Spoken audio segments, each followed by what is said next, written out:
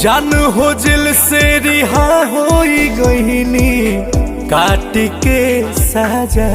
तय हो जन दुनिया के प्यार की देखावे आजा से नूरा लगावे आजा हो किए हो जन हमारा के अपन तू बनावे आजा से नूरा लगावे आजा हो।